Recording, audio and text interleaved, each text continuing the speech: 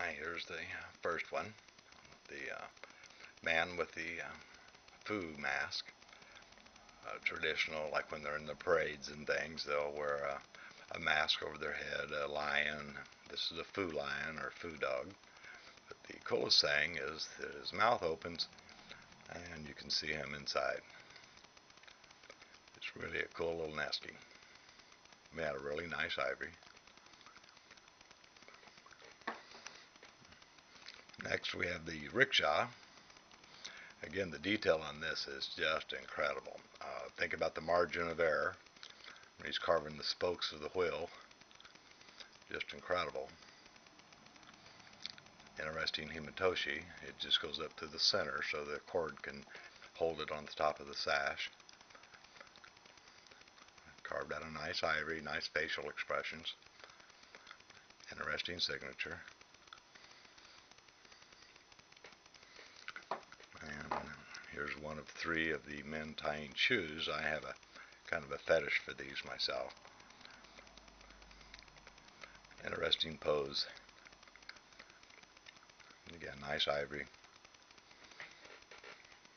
Good detail. Really balances nice.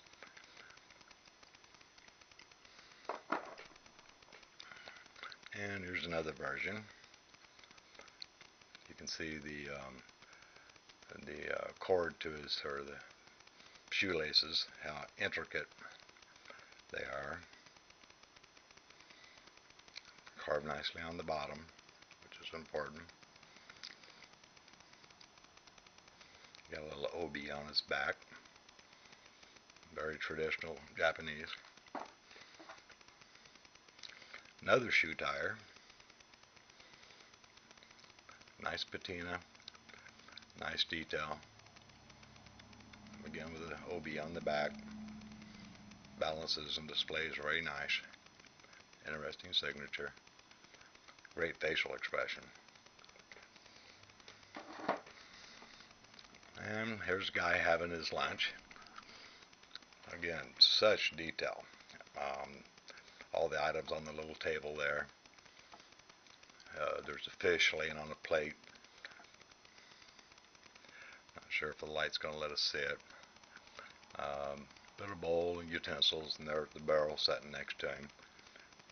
The chopsticks and his bowl.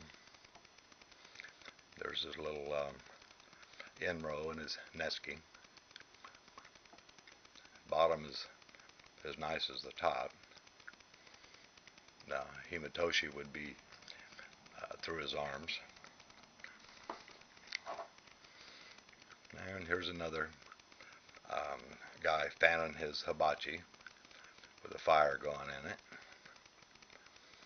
Similar style as the other one. It's cool shoes. Nice detail, including his end row and netsuke. And the sash going around his shoulders. Very nice ivory.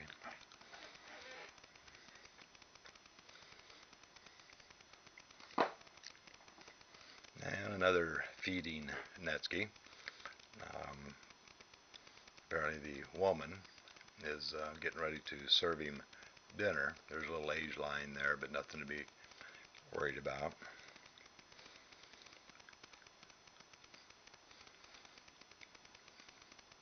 Got a fish up on a platter and her chopsticks. But his facial expression is just to die for. He's hungry. Nice bottom. Very interesting dragon. Everyone loves dragons. Very intricately carved through many areas. The scales on his head.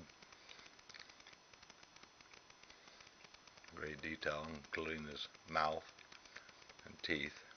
Very unusual pose.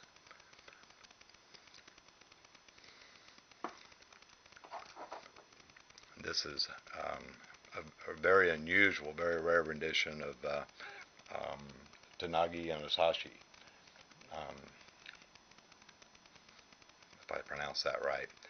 but this is they refer to as long legs, short arms.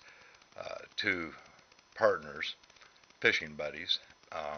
One had extremely long legs, and so he couldn't reach down into the water. And his friend had short legs and long arms, so he would drown if he got into the water because of his short legs.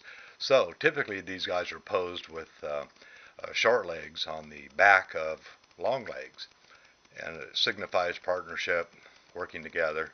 I've never seen a pose like this though of the guys, intricately carved. Think about the ivory removed in between his arms and his legs, such there. Very rare, very popular, very sought after subject matter.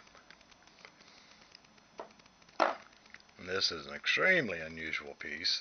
It's been glued to a stand. I don't know that if it originated that way, but it's a dragon, obviously, with his mouth open, eating a man. It's kind of flat on the back, but it is carved all the way around with the same detail. Just extremely interesting piece. You can look at it forever. And the face is to die for, as they say.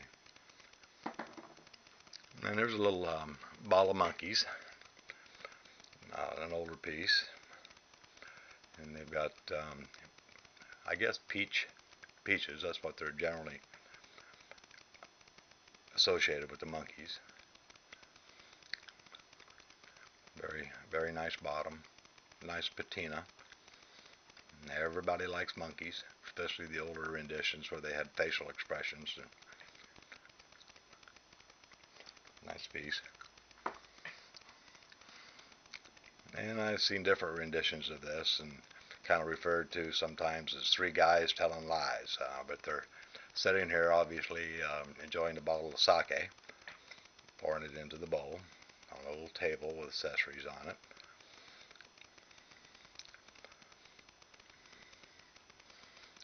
A lot of patina, so this piece has been around a while. Nice facial expressions. It's got the big hole, little hole. The big hole was as to where to hide the knot in the cord from the end row so that it wouldn't show. And here's another noddler.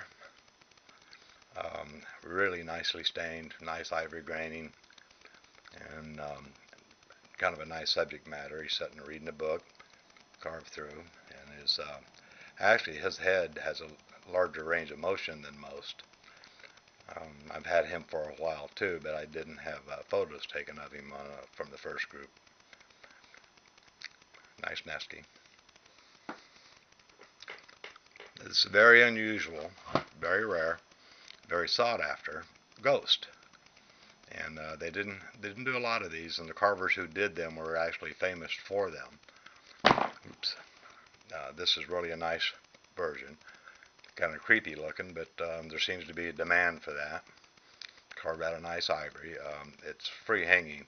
He doesn't stand by himself. I got a little earthquake putty stuff there on the stand, so he'll stand upright.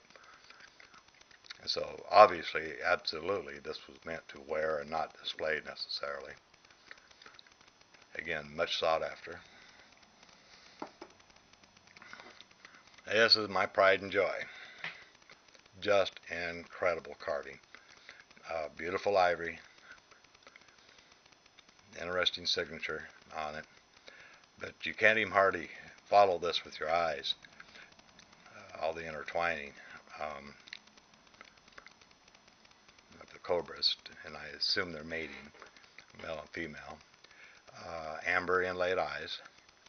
And you have to, I don't know if you can get close enough to see or if it showed in the pictures, but their little tongues are sticking out.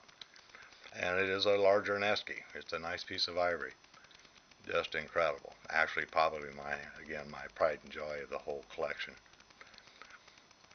Just can't keep your eyes off of him. And this is a foo dog. Again, everybody loves foo dogs or foo lions. They would typically be at the entrances to the castles or the emperor's place. This one's, some of them are a little plain. Some of them, there's 1,000 versions of them. But this is really a nice, aggressive-looking nicely carved with all the curls in the tail, and again the big hole, little hole, which signifies being an older nesky, intended for use probably. Displays very well. I kind of have a fetish myself for the food dogs. And this is another rendition of the food dog, very stylized. Often shown standing on a ball for some reason. Interesting hematoshi on it. It goes through the either through the holes there or even through the tail. The ball is hollow. Interesting. Very interesting signatures. Carved throughs to the tail. I always like carved throughs on a nesky. He's kind of looking up. Again, he has the inlaid amber eyes. And this is a recumbent ox laying down. Many renditions of this out there. This one extra special, just because of the detail. The rope going up, going around the bottom, big hole, little hole. But the biggest thing is his eyes. The detail in his eyes is just incredible. Very sought after in the open market, especially by the Chinese. Of course, their oxens are considered part of their wealth, how many oxens they have. But again, this one's probably one of the finer ones I've ever seen. And that'll conclude this group. Hope you've seen something you like.